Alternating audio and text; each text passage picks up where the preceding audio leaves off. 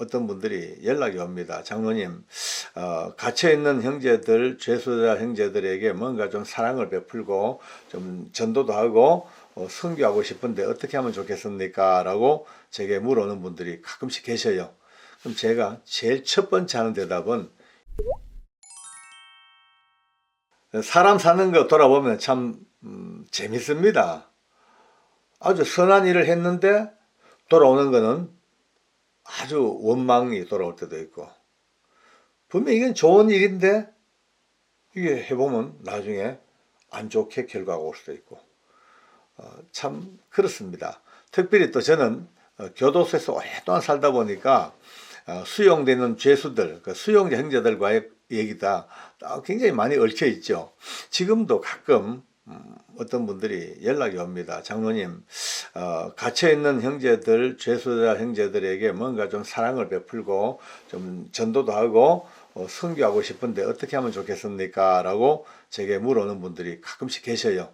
그럼 제가 제일 첫 번째 하는 대답은 일단 조심하셔야 됩니다. 이게 제 첫 번째 대답입니다.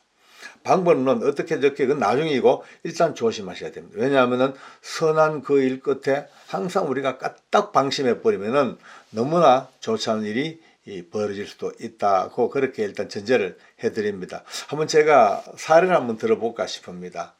청송감호소가 문을 열고 난 뒤에 대한민국에서 청송감호소에 아주 관심에 집중된 관심을 받았죠.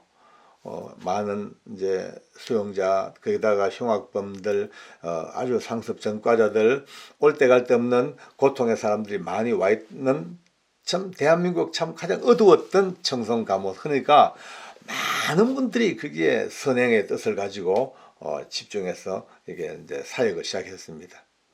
특별히 이 인근에 있는 도시에서 제법 아주 규모가 있는 교회죠. 그 교회 여전도회에서 수용자들에게 문서 선교를 하자라는 게 이제 의논이 된가 봐요.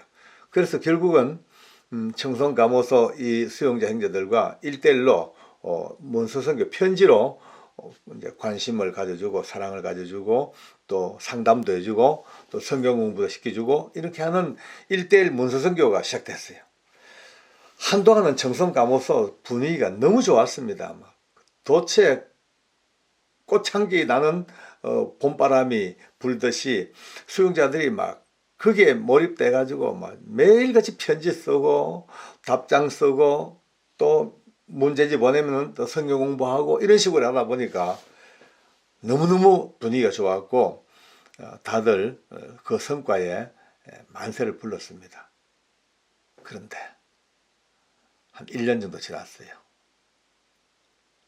언제부턴가 그렇게 편지를 주고받던 그 많은 수용자들의 편지 문투가 조금 바뀌기 시작합니다. 사랑하는 권사님, 보고 싶은 집사님, 아주 수식어가 안 붙던 게 막 붙기 시작하는 거예요. 게다가 좀 더 지나니까 지난밤 꿈속에서 집사님을 뵈었습니다. 눈만 감으면 권사님의 모습이 눈에 떠오릅니다. 있었던 뭐 이제는 집사님의 편지 없이는 하루도 살지 못할 것 같습니다. 점점 수위가 높아지는 거예요. 그럴 수밖에 없죠. 왜냐하면 그 오랜 세월 동안 그 힘들고 외롭고 캄캄한 그 수용시설에 격리된 남자의 그 마음속에 계속 여성들의 아름다운 그 언어들이 글로 전달되어 오기 시작하니까 거기에 이들이 드디어 이성적으로 돌기 시작하는 거죠. 그러니까 이제 이것을 눈치를 챈 이제 몇몇 집사님, 권사님들이 이제 편지를 끊기 시작합니다. 답장도 안 주는 거예요. 2번, 3번 막 보내도 답장이 안 와. 그러니까 그때부터 이들이 또 편지가 또 바뀌어요. 사나이 가슴에 불을 질러 놓고 이렇게 소식도 없는 권사님이 원망스럽습니다. 밤마다 집사님 때문에 괴로운 밤을 보내고 있습니다. 이거 막 이게 뭐 무서운 그러면서 이제 멀지 않아 내가 나갈 때가 돼갑니다. 꼭 찾아뵙겠습니다. 어이 뭐 그 권사님 집사람들 가정에 이런 편지 때문에 남편과 문제가 생겨가지고 복잡하게 된 가정도 몇몇 가정이 있었던 거예요. 뒤늦게 이 사실을 알게 된 이제 우리 교도소 당국에서 정말 피눈물 나는 노력 끝에 결국 이 정리를 해나가기 시작합니다. 결국 이제 그 문제 때문에 한 2건 정도 좀 문제가 생길 뻔하다가 그것도 일단 다 정리가 됐습니다만 그나마 천만다행으로 큰 문제 없이 해결은 되긴 됐습니다. 지금 생각해도 진땀이 나는 그런 모습입니다. 그러니까 교도소 선교를 하고 싶다, 그곳에 어떤 교정 선교 사역을 하고 싶다는 분은 계시면 필히 꼭 어떤 경우에도 1대1로 안 됩니다. 하지 마십시오. 그것이 덕보다 실이 더 많습니다. 근데 하긴 해야 돼. 어떻게 하냐? 전국 교도소마다 예수 믿는 교도관들로 구성된 기독교 교정 신우회가 있습니다. 그 신우회에 연결해서 의논해가지고 어떤 방식으로 선교의 사역에 동참할까 연구하면 답이 나옵니다. 다리를 거쳐서 교도관들의 신우회원들의 다리를 거쳐서 절대 이쪽은 노출되지 아니하고 그렇게 이 사역을 해나가시는 것이 가장 현명한 방법입니다. 또 재밌는 얘기 해드릴까요? 안에 있는 수용자들이 돈이 별로 없습니다. 그러니까 어떤 사람은 기발한 아이디어를 냈습니다. 대한민국 기독교 신문 다 구해보고 교독교 잡지 다 어쨌든 구해가지고 보면서 제법 이제 규모가 있는 교회 주소를 전부 데이터베이스를 만들어 쫙 들고는 이 사람은요 하루 종일 편지를 씁니다. 편지요 너무 잘 습니다. 은혜가 충만합니다. 글만 보면요 사도 바울이 못 따라옵니다. 주 안에서 문 안 드립니다. 자기 살아온 인생을 쭉 하면서 사랑하는 목사님 이렇게 저는 거듭나서 이제 일생을 주와 함께 살려고 마음먹고 내 생명 바쳐 이 길에서 걸어가렵니다. 그러면서 이제 읽어보면 눈물 날 정도로 감동의 글입니다. 그리고 마지막에 가서 요청사항이 들어갑니다. PS 해가지고 근데 얼마나 똑똑하고 교활한지요. 절대 그 편지를 받아보는 목사님들이나 장로님들이나 누군가가 절대 부담이 안 되는 정도에서 딱 요청을 합니다. 예를 들어서 내 평생 살아가면서 영원히 간직해야 될 성경 한 권을 꼭 부탁드리겠습니다. 성경 한 권이 딱 한 권이에요. 10권도 아니고 한 권이에요. 그러면 이 편지를 받아본 목사님이나 장로님이나 이분들은요 눈물겹게 편지를 읽고 마지막 요청사항이 성경 한 권이에요. 그거요 안 해줄 사람 없죠. 당연히. 그래서 제일 좋은 성경을 탁 사가지고 보내줍니다. 그러면 이 친구 방에는요 성경이요 수북이 쌓여 있습니다. 재벌 최고의 재벌입니다. 삼성보다 더 큰 재벌입니다. 왜냐? 그 교도소 안에 감호소 안에 돈이 없고 다들 물품이 귀해요. 그러니까 성경이야말로 아주 유용한 물물교환에 아주 고퀄리티를 점유하는 아주 가치 있는 재물. 나름대로 다 정해져 있습니다. 예컨대 톰슨 성경 빨간 가죽으로 된 성경책은 런닝 팬티 20장과 빵 10개 하고 이렇게 막 교환되어지는 물물교환의 척도가 딱 정해져 있습니다. 이 사람은요 하루 종일 온갖 목사님, 온갖 교회, 온갖 장로들 계속 편지를 쓰고 끊임없이 성경은 보급되고 그것으로 물물교환 바꿔서 재벌 같은 인생을 살기도 합니다. 물론 성경책을 요구하는 사람이 다 이런 사람은 아니겠죠. 또 그 중에도 그래도 거듭난 사람은 있습니다. 진짜가 있긴 있습니다. 그러나 진짜는 드물고 가짜가 많을 때가 참 많아요. 빛 뒤에 있는 어둠도 알아야만이 실패하지 않을까 하는 마음에서 오늘 영상을 나누었습니다. 제가 지금까지 교도소나 감호소, 구치소에서 근무하면서 겪었던 많은 일들을 간증하고 나누니까 사람들이 제게 자주 묻습니다. 아니, 장로님 어떻게 처음부터 그렇게 수용자들, 갇힌 사람들을 위해서 헌신하려고 그렇게 마음먹고 참 귀한 뜻을 세우시고 그렇게 잘 하셨네요. 이렇게 묻는 사람들이 참 많습니다만 그럴 때마다 제가 일일이 해명을 안 할 수가 없습니다. 오늘 여러분들에게 제가 교도관이 되었던 이유, 그리고 그 과정들, 그리고 그 결과까지 숨겨진 이야기들을 같이 한번 나누어 보겠습니다. 제가 군대 생활을 마치고 제대를 했죠. 제대하고 나니까 일단 먹고 살아야 되니까 제일 손쉬운 게 공무원 생활입니다. 그래서 이제 공무원 시험 준비를 했습니다. 나름대로 열심히 공부하고 그래서 이것저것 시험을 치니까 잘 됐어요. 시험이 잘 붙었더라. 머리가 좋은 게 아니고 운이 좋았던가 봐요. 지금 생각하니까 이제 그 당시에 9급, 요즘 말하면 9급 법원직, 또 9급 검찰 사무직, 또 7급 교정직, 이렇게 시험이 막 돼요. 근데 이제 1차 시험 합격이 되는데 면접을 보고 오면 꼭 최종 합격에서 떨어집니다. 너무 미치겠더라고요. 물론 내가 좀 못생기기도 했지만 그래도 인물 보고 뽑는다 하더라도 떨어질 인물은 아닌데 왜 이렇게 안 될까? 정말 기가 막혀요. 그때 어떻게 아까 말씀대로 7급 교정직, 그 교도관이죠.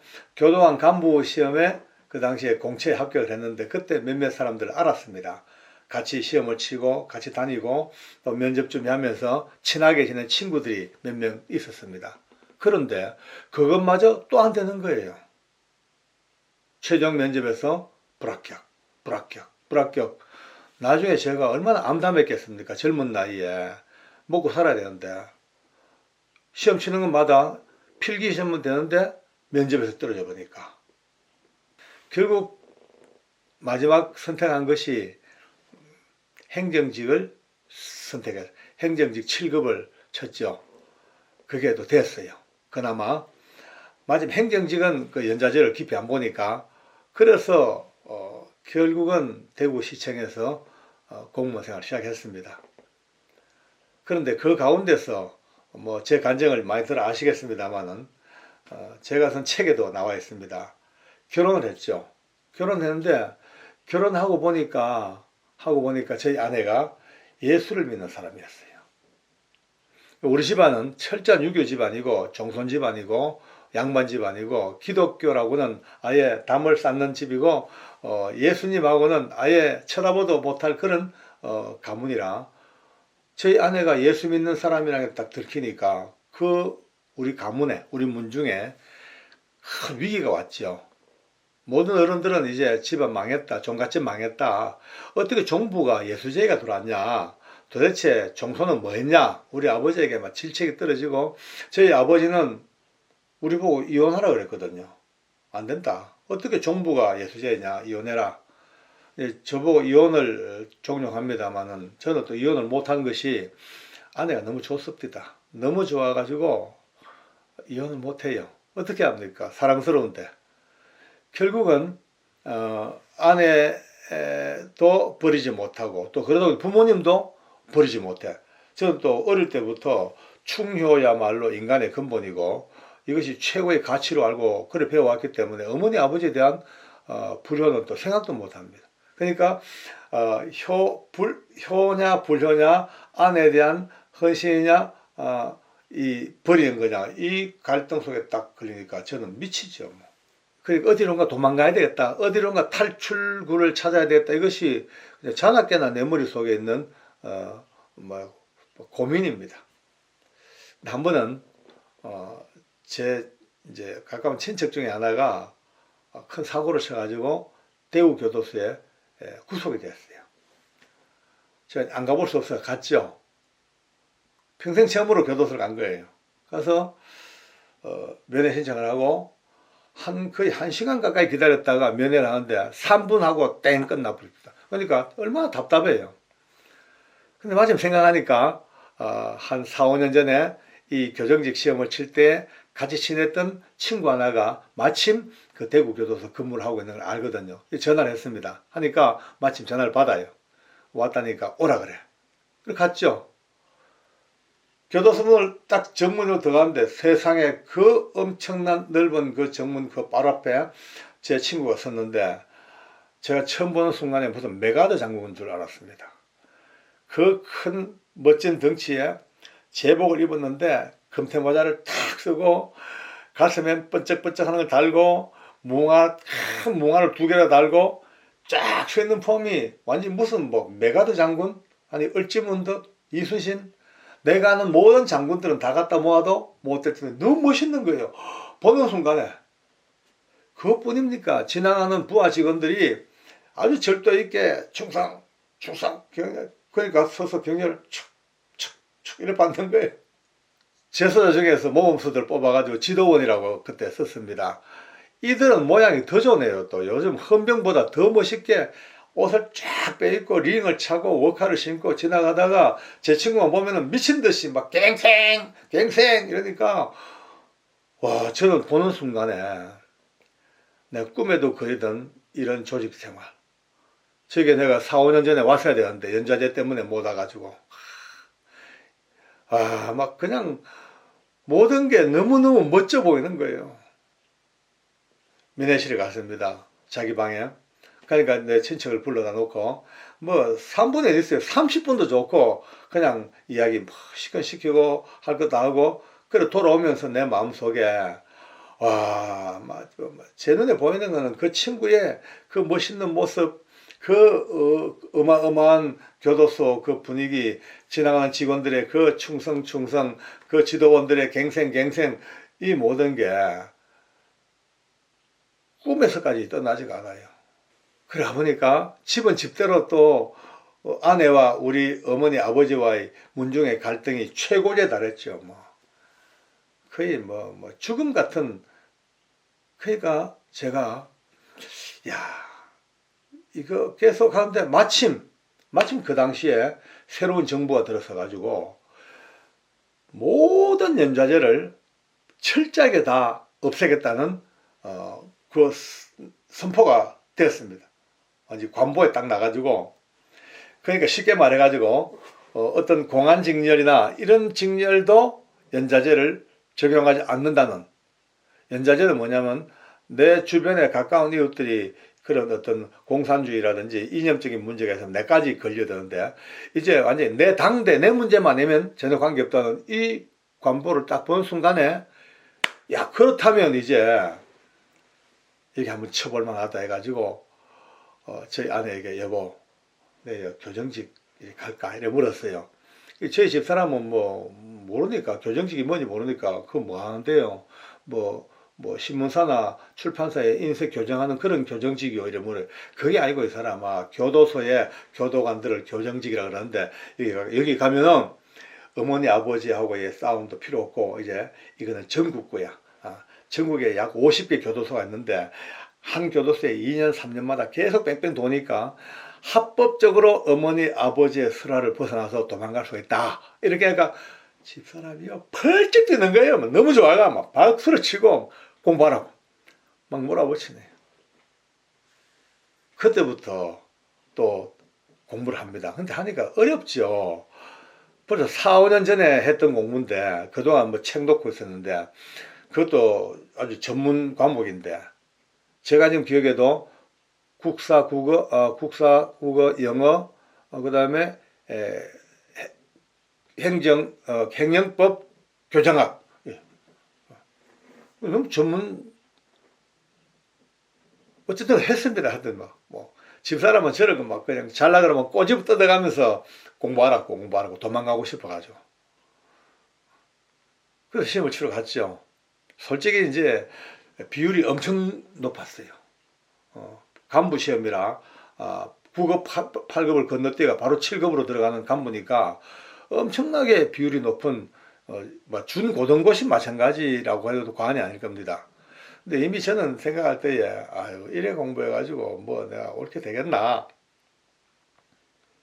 시험지를 밖에 앉아가지고 준비를 합니다. 그때 제가 처음으로 기도를 했습니다. 그때까지 이제 아내를 따라서 교회는 댕겼어요. 왜냐하면 제가 아내를 따라 교회를 안 갈 수가 없는 상황이 된 것이 총각 때부터 마음대로 막 놀다 보니까 결혼하고도 이 정리가 잘 안 되니까 막 고돌이도 치고 놀러 다니고 하다 보니까 빚을 많이 졌어요. 이 빚을 아내가 다 갚아준 거예요. 그것도 자기 폐물 팔아가지고. 제가 얼마나 빚이 있어요. 내가 이 빚을 갚기 위해서는 내가 교회를 한번 나가주면 좋겠다. 그러면 이걸로 빚 갚는 요량으로 안 되겠나 싶어가지고 그렇게 교회를 빚 갚는 요량으로 슬슬 따라 나가던 가운데 있었거든요. 그러니까 저는 하나님도 모르고 뭐 예수님도 모르고 믿음이 뭔지 모르고 그냥 아내 따라다니니까 늘 뭐 믿음 생활하는 분들 보면은 참 우스웠습니다. 좀 종교적인 광신자 같기도 하고 환자 같기도 하고. 그런데 급하니까 기도가 되더라고요. 이랬습니다. 기도를. 하나님, 우리 아내가 잘 믿는 하나님.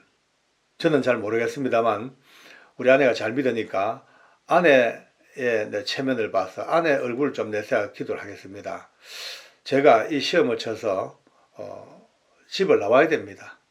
뭐 저뿐이 아니고 저희 아내가 하나님 잘 믿는 우리 아내가 지금 이 신앙 문제 때문에 시어머니 시아버지와 문중에게 지금 죽음 같은 고통을 당하고 있는데 빼내줘야 안 되겠습니까? 아주 제가 핑계를 여러분 이제 아내 핑계를 댄 거예요. 근데 저는 실력이 없고 공부 준비를 많이 못했습니다. 지금부터 제가 아는 거는 뭐 쓰겠지만 모르는 거는 찍을 테니까 제게 영감을 주십시오. 찍는 영감을 주셔가지고 잘 찍혀서 정답에 좀 맞아서 합격돼야 됩니다. 그래야지 종교적인 갈등을 도망갈 수가 있습니다. 라고 그렇게 기도를 해봤어요. 그리고 내가 들은 게 있어가지고 마지막에 예수님 이름으로 기도를 합니다. 라고 일단 기도했습니다. 내 생애 최초의 기도입니다. 그리고 시험 문제를 봤어요. 시험 문제 보니까 아는 게 한 반 정도는 알겠습니다. 나머지 반은 본 것 같기도 하고 처음 본 것 같기도 하고 도대체가 알 수가 없는 문제예요. 어떻게 알겠어요? 근데 이제 기도했으니까 자신 있게 찍습니다. 원래 무식한 사람들이 아주 용감합니다. 패를 딱 들고 이제 찍습니다 하고 아는 거는 제가 궁리해가지고 열심히 썼지만 모르는 거는 그때부터 탁 막 찍어서 그때 오지 쓴다니까 막 찍었어요. 마음 참 편합디다. 뭐 모르니까 편해요. 알면은 갈등인데. 그래서 시험을 딱 치고 나왔습니다. 집에 오니까 저희 아내가 어째 좀 되게 섭득가 물어요. 몰라 뭐 약간 뭐 대충 했는데 되겠나 뭐 라고는 했습니다만은 어쨌든 저도 뭐 그렇게 기대하지 않았습니다. 그런데 발표가 났어요. 발표가 났는데 합격된 거예요. 합격됐어요. 아니 그 경쟁률이 높았고 참 시험 성적이 아주 카타가 높았는데 된 거예요. 된 분은 그냥 된 뿐만이 아니고 나중에 연수원 들어가서 또 보니까 아주 상위권으로 돼버린 거예요.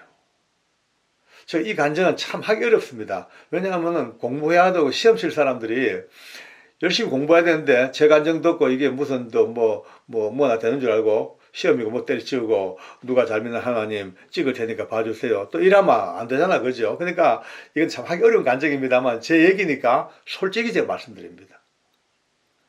그렇게 드디어 교도관이 이제 합격이 됐어. 우리 어머니 아버지가 난리가 났습니다. 말도 안 된다. 말도 안 된다. 무슨 우리 밀양박과 규기공파의 대종고의 대종선이 옥사정이 웬 말이냐. 옥사정이 교도관을 옥사정이라 그래요. 옛날 춘향전 나오는 옥사정처럼 옥사정이 웬 말이냐고. 근데 저는 옥사정이고 뭐고 가야 돼. 왜? 아내와 이 가문의 이 종교 전쟁이 미칠 것 같은데요.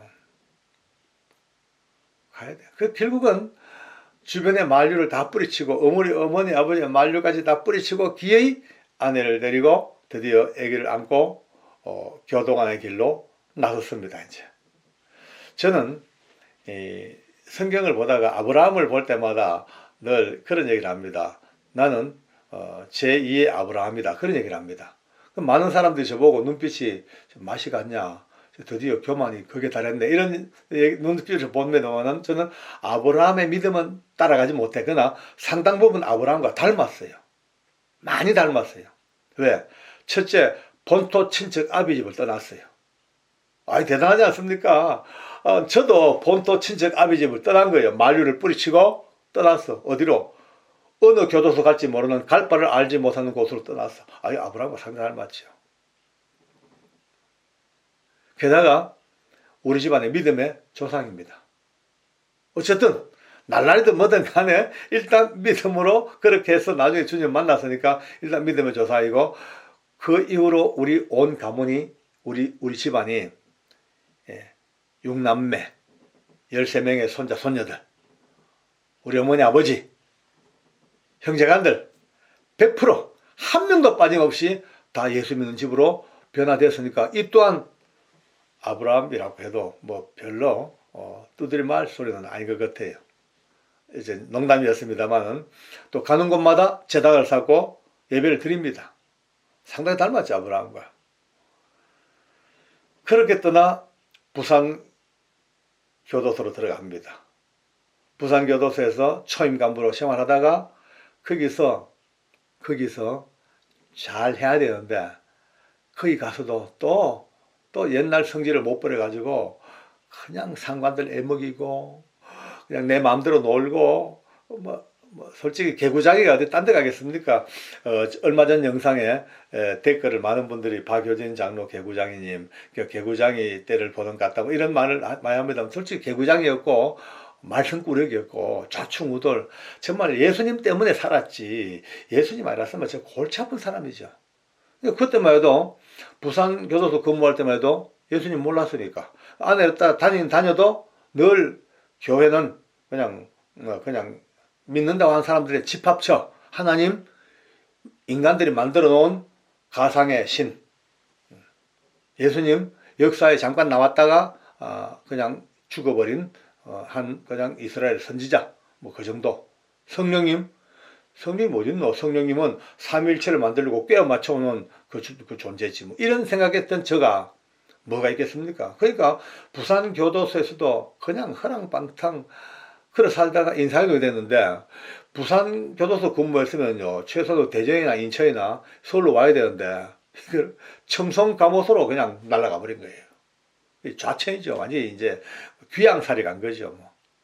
많은 사람들이 제가 청송 감호소 가니까 처갓집에서도 아이고 저 어떡하노, 청송은 귀양살인데, 모두가 다 그냥 주변에 아는 사람은 그렇죠. 청송 감호소는 그 당시만 하더라도 신임으로 이제 방금 발령받은 사람이나 승진한 사람들이나 이런 사람이 가지,